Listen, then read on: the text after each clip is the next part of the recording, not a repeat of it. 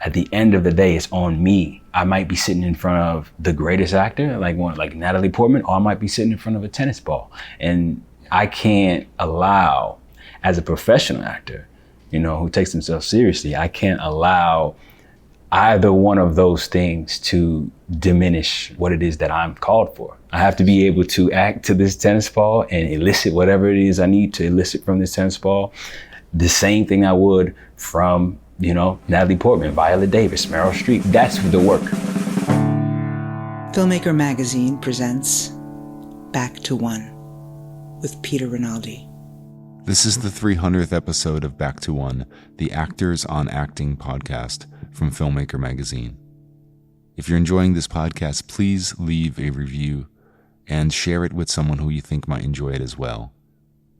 Always feel free to reach out to me on Instagram at Back2OnePodcast or send me an email at back2onepodcast@gmail.com.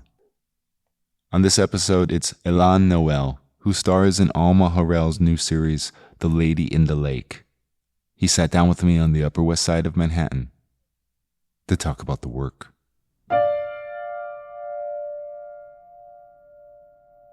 Do you have a typical way that you like to begin your preparation process? Like when you get a new character, is there a typical road you go down?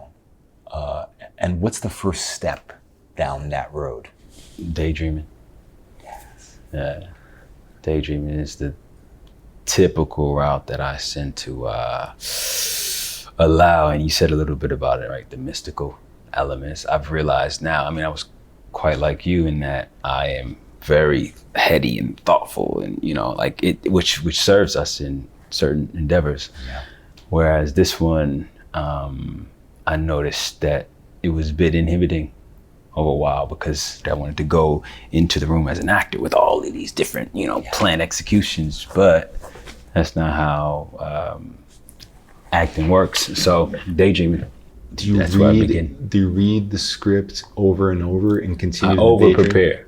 Yeah. I daydream and over prepare. I was trying to strike that balance. Yeah. Because that's the only way to get to the place where you can allow the divine to come in. Because if I show up unprepared, it's like faith and works, right? You have to have faith, but it needs works, right? Yes. And you need to prepare, So the certainty comes from feeling prepared, which then allows you to just, And what are you pulling from those daydreams? Why is that an important process? You know what I mean? Why is that an important first step? What is happening for those thoughts that actually helps you when the camera rolls up? It always depends on the different, it's always going to be different. If there's anything in common from the next, recently, last couple of years, I've been, I guess last 2 years, with this project that we just finished, that we're out here promoting now, I started listening to the ancestors in a way, which is really interesting, going deep into like the different dimensions to just hear what it is that they want to call from me in terms of being a vessel for this character. So that's something that I started maybe 2 years ago. I don't know how. I think it's that sort of spiritual divination is something that has come from my own personal spiritual growth. But now there's like this added element that allows even more certainty, because it's like, all right, it's not me. I do whatever, I'm a vessel here. So if I answered your question, that's sort of a link in the last couple of years of just allowing a space for the energy, energy. I'll call it an energy, maybe. Yeah. Or an energy that's not me to sort of make certain decisions. And then I just find myself walking with it and saying, okay, this is interesting, and this feels a little bit good.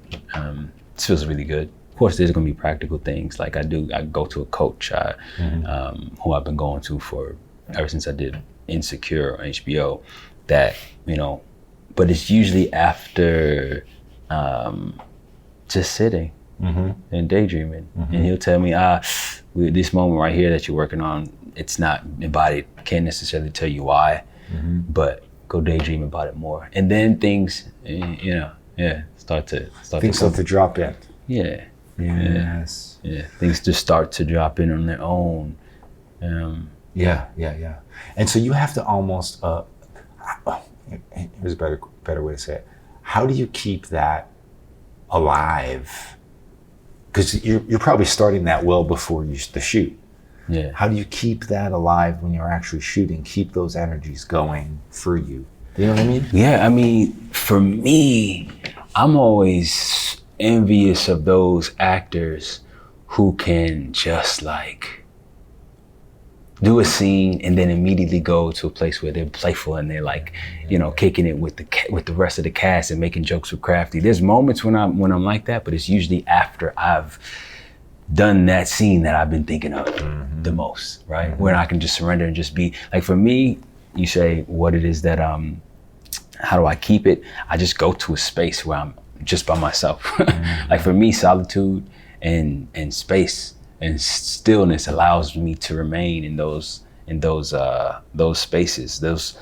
I guess it also depends on the character I'm playing. Like if I was in a comedy, if I was in a space where I needed to sort of stay in contact with people, then maybe I would be a little more jovial. But I've been fortunate, or whatever it is, to maybe not even so much fortunate, but for whatever reason, I'm playing characters that have an emotional depth to them that allows that need personally of space to be something that I go to, and it doesn't get in the way of me, you know, snapping back in the character. I just go to my own. I go back to the trailer often. You know, I'll go to, you know, from the green room, or a room like the one that we're in right now. I'll go to just a place on my own and just sort of daydream a little bit more. But yeah, it's something about the daydreaming where, you know, this is like the law of attraction, where as soon as you start daydreaming about just one thing,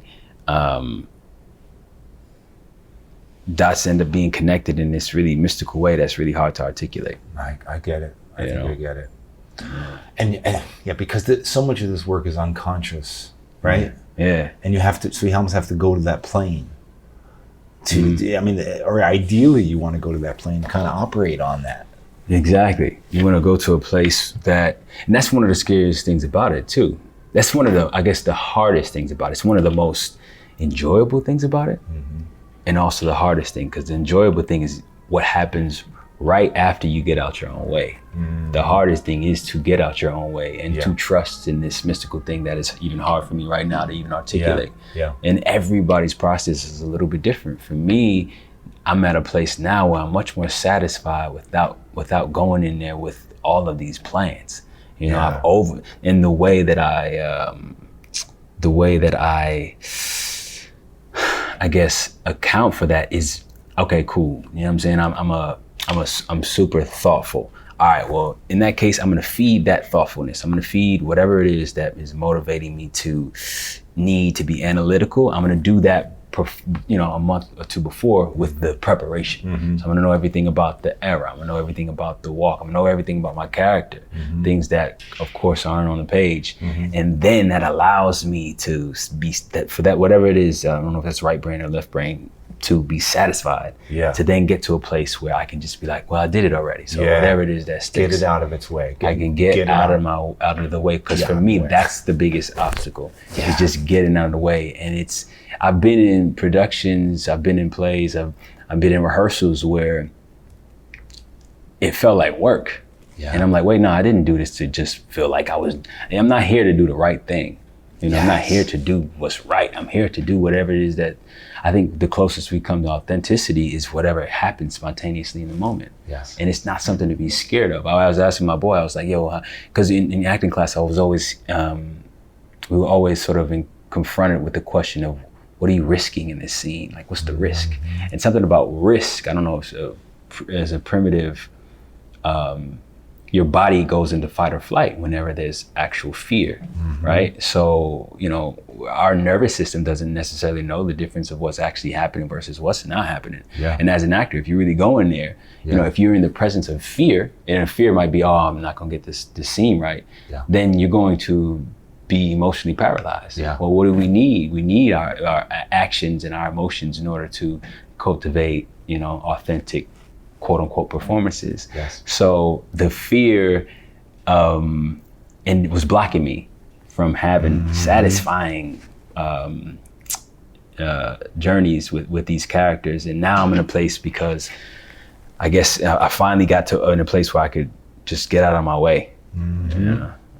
And what do you need to be able to do this? Like, do you need everyone around you to understand how you do this? Do you need everyone, especially the director, to get you and get what you are trying to do here? And do you need an environment that kind of supports this? I don't think you should ever have to need it. You know, like if you put yourself in, you know, what do they say? Like if you give someone the keys to feed you, that means you also give them the keys to starve you, right? And the same thing applies here in this space, right? Like you hope for a dream scenario, you know, where, and I'll get to this in a second, you hope for a director that will create an experience to where you can do these things, right? Because they know them well. But 9 times out of 10, you're going to be an experience that's not quite the case, and you have to be bulletproof. You know, that's why we over prepare. That's why I work with an acting coach, and we go through scenes in a way to where it's okay. We might have 10 ways a scene might be able to go. Really, there's infinity, but it just gives my nervous system, that thing that's going to go into fight or flight, some more certainty. Like, okay, well, we're prepared for whatever might happen for this, but at the end of the day, it's on me. I might be sitting in front of the greatest actor, like Natalie Portman, or I might be sitting in front of a tennis ball. And I can't allow, as a professional actor, you know, who takes himself seriously, I can't allow either one of those things to diminish what it is that I'm called for. I have to be able to act to this tennis ball and elicit whatever it is I need to elicit from this tennis ball, the same thing I would from, you know, Natalie Portman, Viola Davis, Meryl Streep. That's the work that we do. Now, fortunately, sometimes the gods of cinema and theater smile upon us, and we do have directors that are able to elicit that from us. Our director right now on our show, Lady in the Lake, that comes out July 19th on Apple TV Plus. Nice little shameless plug there. She's incredible at culling the mystical and inviting us to play, right? She is a visionary, but she doesn't project her vision onto us. And that is a miraculous quality for a director to have, and to be so open to what it is that happens when it happens, and then go from there. Like it's an egolessness. It's like a affinity towards nurturing. It's a motherly quality that she has. It's a bit of an emotional intelligence, a bedside manner. All of these things come in and play to making it. It's just super collaborative. Nothing seemed too precious, and that's hard, you know. But something that she's been putting years and years into, and saying, "Here, I wrote this, but let's see what you thought." Like, that is a tremendous certainty on her own behalf, you know. But the interesting thing about it is it ends up giving you more confidence, right? Because you're saying, "Oh, this person who's put all this way more preparation than I put in is giving me." This open, allowing me to create, allowing me to create, and being open to what it is that it just occurs in the space. It's like, okay, well, all right, you know, let me open, let me make sure I'm the most open I can be, if that's the game that we're playing. And then what happens is you serve her vision better. Exactly. And then she gets what she wants even more. It's a self-fulfilling prophecy. Right. Right. But tell me how. Because it is kind of a hard thing to understand for some people, I think. A visionary director, being able to, in that visionary approach, be loose about it, enough to let you create. Can you give me an example of how she may have done that with, like, a changing based on what you were giving, maybe, or something like that? Is that what happened? Yeah. All the way from literally inviting me to decide what my character Ferdy played says in these moments. Like, she has the script, which is sort of like the Bible, and then being like, that didn't sound right. What do you think you'd say? Because at this point, her knowing me, and knowing her actors, now I know the most about this character. Yeah. So being open, I mean, I was at Alma's house one day, right before we were shooting the scene, and she asked me to write. She was like, well, what do you say? Here, gave me a pen and a pad. And I was like, which is crazy to me, because it's like, oh, I didn't know. I don't know if I can, I don't know, like what I say. Because part of our also job is to make whatever it is sound like it was something that the character would say, and that is authentic and spontaneous. So it almost felt like I was cheating to write the character's words, but there was an instant, those were the instances of her just being like, here, actually say it. Yeah. You know, and saying it. Matter of fact, she comes from work as a documentarian. So realism and authentic portrayals is what she really strives for, right? It's not anything. I remember there was one scene where I had an idea of what the character, it was sort of like, there was a moment, because I could play a cop, a moment where I had to run down on somebody and be super antagonistic. And I was sort of, I was playing like a villain. You know, I was like went in there with like, okay. And it was coming across probably a little bit too mustache twirly. And I remember she was just like, I like what you're doing, but you know, like, look what he's doing. You know, just like, we were playing with the actor I was going to opposite had never acted before, but he was from Baltimore, which is where we were shooting. And she was like, you see how he's just calm and he's just talking and he's not acting because he's not an actor? Like, use a little bit of that. And it really settled me.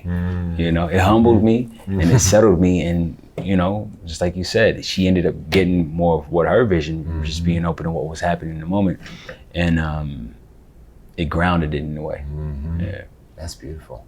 You know, the thing I one of the aspects of this show, but especially your performance that I was impressed by, is a lot of times I turn something off when I don't feel like the people are acting like I think people would act in a certain time.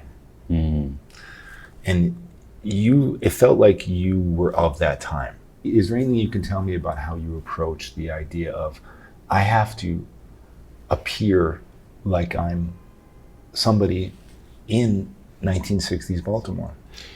Yeah, that was I watched a couple documentaries. I was watching documentaries on cops from around that era, and our dialect coach Beth McGuire, she pulled a couple clips, and I would watch them. But then honestly, it was mostly just sort of sitting down and just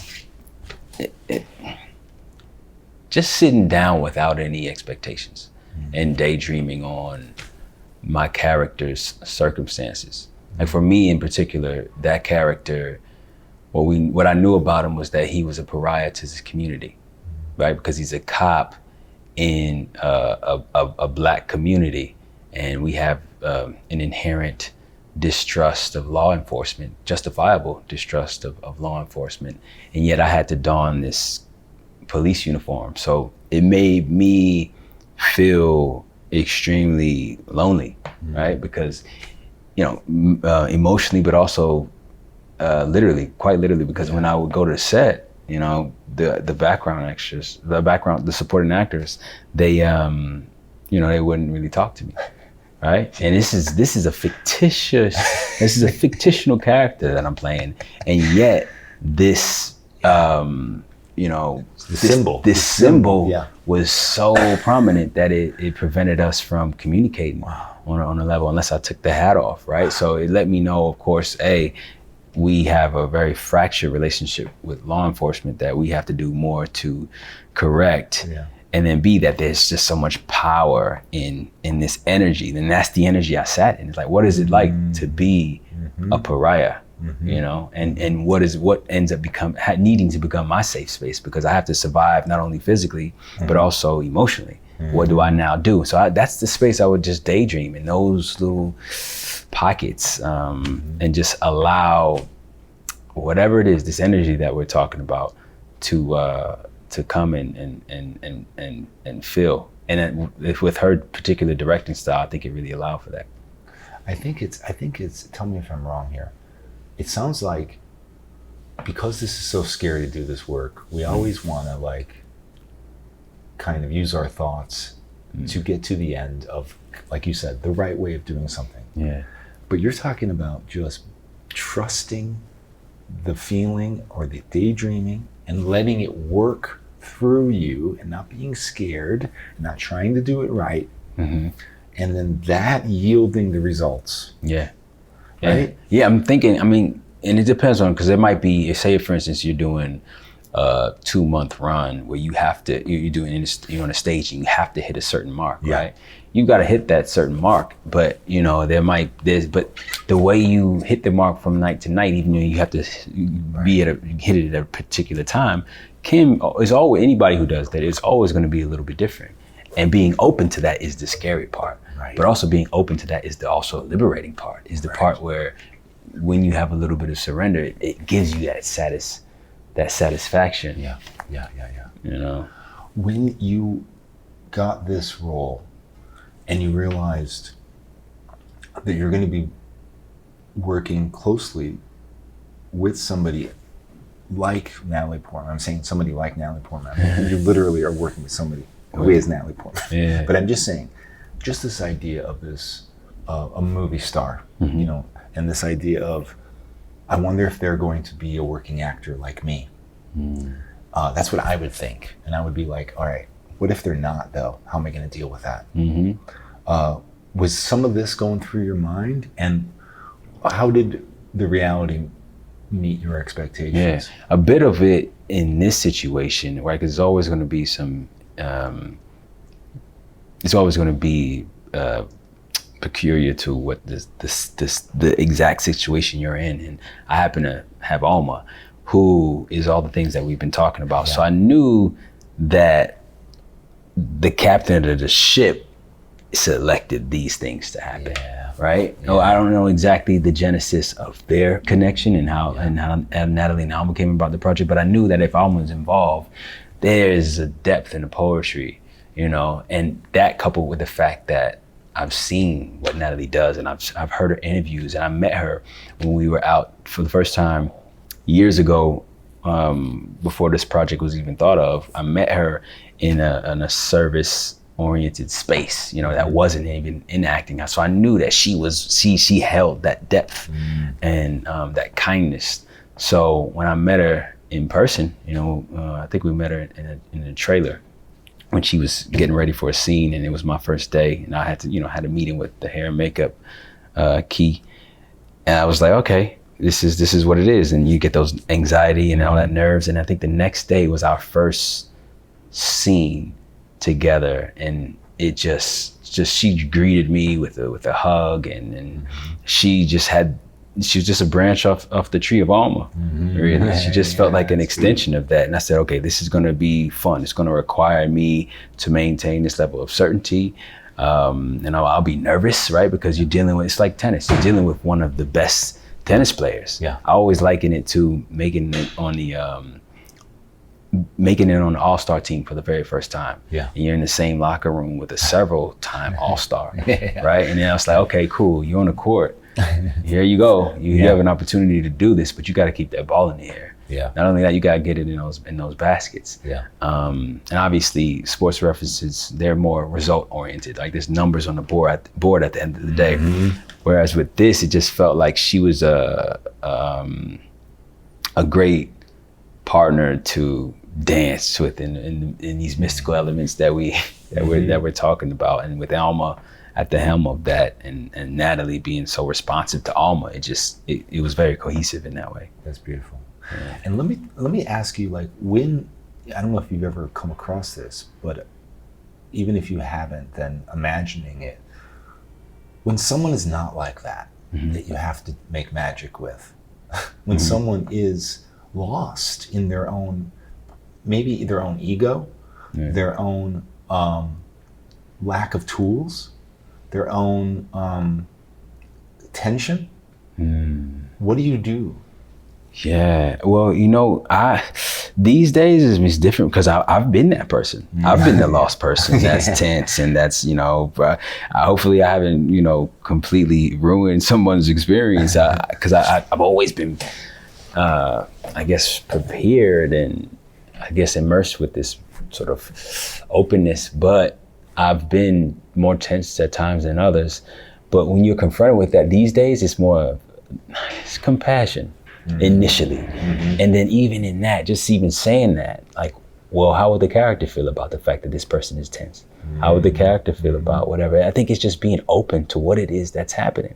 And then if that doesn't work and the director has a specific vision on it, then okay, then we go from there to what it is that we talked about earlier, which is I gotta be able to perform either with Natalie Portman or with this tennis ball. And I have to come with that preparation in mind. Right? Like it's a beautiful thing. And the most ideal version of this is when everything is just ping, ping, ping, ping, but that doesn't always happen. It might even rain that day. Right. Am I supposed to, my character's supposed to run through the summery fields, right? Yeah. And it's summertime. Am I supposed to now be, doldrums and feeling like it's raining? No, the same thing happens for this person in front of me that is attention and maybe over analytical. It's like, not me, not to me as a character. My faith and my certainty in what's happening right now has to be in such a way that it can't be dismantled by what's happening across the table. If it's a situation where I can be open to because it's perfect for the conditions that we need for the scene, then that's beautiful. I guess we're getting the idea that you're ready for anything. But what if somebody wants to like really rehearse the hell out of something for whatever reason that they think is suits the scene? Are you seeing, does something diminish in your work with that kind of thing, or is it strengthened through rehearsal? I think now, because I come from an overly analytical history of doing things, I find it enjoyable. I know a lot of people don't. Yeah. I guess I'll say I've found it enjoyable, and I think a bit of it is me still exercising my nerves and being like, okay, the more I do this, the less sort of nervous I am, and the better it's getting, the more I'm exploring.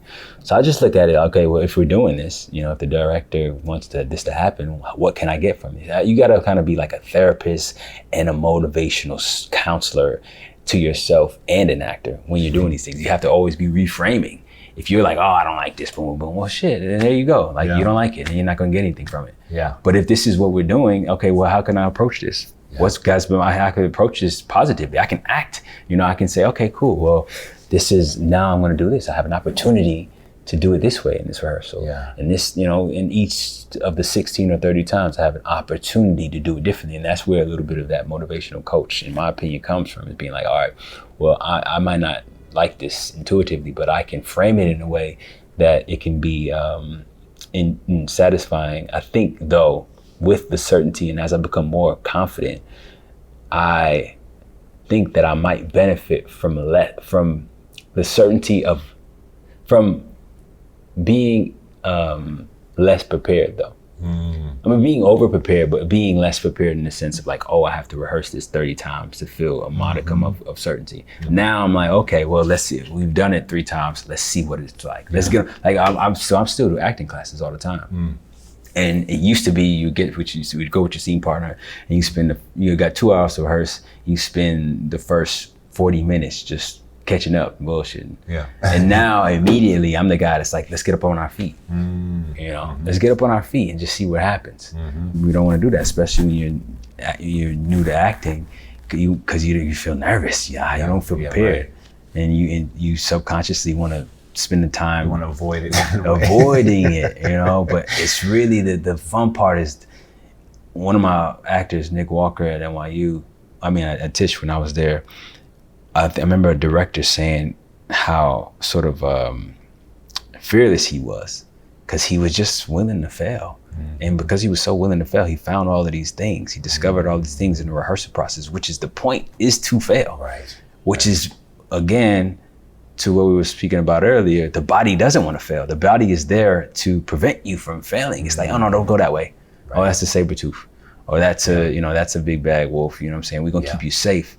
So I guess part of the rehearsal process is bringing your body and your nervous system to a place where it's like, oh no, we're not doing that thing. We're not in danger. We're doing that thing where we come to the brink of whatever it is, and then we go have, then we go watch a good movie or whatever it is. But so that, I think the rehearsal is desensitizing that fear factor a bit. That's a good way to put it. Yeah. What do you actually get out of these acting classes at this point? Like, is that just is it just a place to fail? Like, I think it is, which is, I say, even when you said that just now, I was like, oh, I don't want to fail, and I'll always be that. And I think there's something in that. I think there's a beauty in that, because the fear of failure keeps you sharp. In a way, you know, it doesn't have to be debilitating. It can keep you sharp. But it's like, if I was playing an instrument, I wouldn't just become great and then stop practicing. I would practice more if I played the violin. Charlie Parker practiced like 7 hours a day or something crazy. And I need to be practicing more. As an actor, though, we can't, like, I used to, before I was acting, I was an athlete. And if you say you play basketball, you can just go to the gym and shoot all day. And that was a great practice. You shot from everywhere on the court 100 times. And that's a great practice. With acting, though, because it is abstract and because there's mystical elements, I've always tried to figure out, well, how do I practice? Practicing on one day might just look like looking out the mirror and daydreaming. On another day, it might look like grabbing a couple sonnets of Shakespeare. On another day, it might be watching a director's roundtable, on actors, whatever it's called, Hollywood Reporter. But I think that rehearsal, those classes, they keep me sharp. They're the gym for me to explore, do things that, the industry might not have opportunities for me to do, which is incredible in terms of like strengthening my capacity to do what I love the most, which is be a character actor and play a large category of things. And might be the only place that allows me to rehearse on, be King Lear. I might not be old enough yet to do that. Or somebody, a casting director might not quite see me as that villain. I get to go to that place and do what it is that made me become an actor. And that's not only gonna make me a better actor, but it's allowing me to express myself in a way that made me want to be an actor in that moment, in that class. Like that's my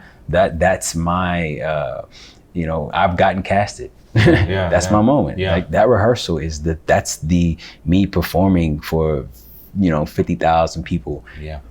You're a very thoughtful actor who does things in this way because you respect the work and you respect your, when things get to a point where the business comes in and your team grows and you have to approach this whole thing in another kind of game of chess or not.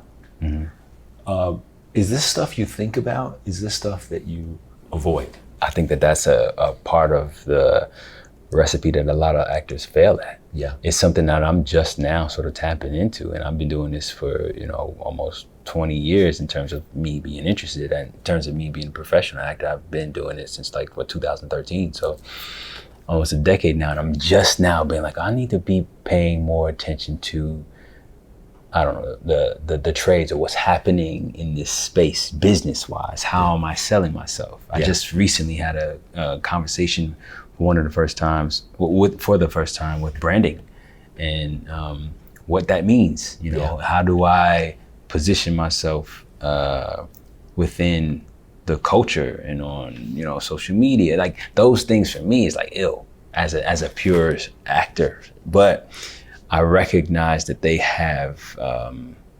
do have a bit of there are people who I really look up to who don't need it or have it, but there is an interesting place where it can be helpful, and it can be helpful in a way to where it gets you to a place where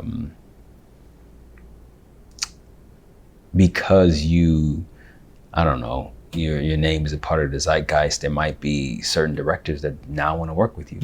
And now you're in a place again where you can do the thing that be around pure artists. that, Right. you know, because they got to know about you. Right. They got to know. There needs to be some strategy business-wise that gets you in front of these people. Yeah. You know, I think it can really just be about your work, but people have to know about you for you to do work in the first place that then gets you in front of these people. For me, it's always just been about the work. I say, all right, cream rises to the top. But I don't think acting it's not the business in of itself. There's acting and there's the business, and the business isn't a meritocracy, right? There's all of these other factors that I don't know much about, that honestly, because I don't know much about, I've stayed away from, and I'm just now finally leaning into it and be like, well, what is that? Why did this person get that role? And ultimately, I do believe that what's meant for you is meant for you. But it is something I'm thinking about now more and more. It's like, okay, well, what strategy do we have here? How are we approaching getting this role? You know, how are we going to rebel? How are we not going to go against? How are we not going to go with the rules here? Yeah. You know, am I going to make a rogue tape and send it in, or go get an email and say, hey, because I'm so passionate about this, I have to be seen for this? I think, you know, you get fortune favors the brave. That's right. Especially in business. Yes. You know, so there definitely has to be an exploration of one's business-minded acumen. Yeah. In this game, I at this point, and it varies in different stages for different people. Well, I'm very excited about your work. I'm very excited about what you have to offer us as a hungry audience member who likes quality work. You get me excited. Oh, man. And I want you to come back on the show.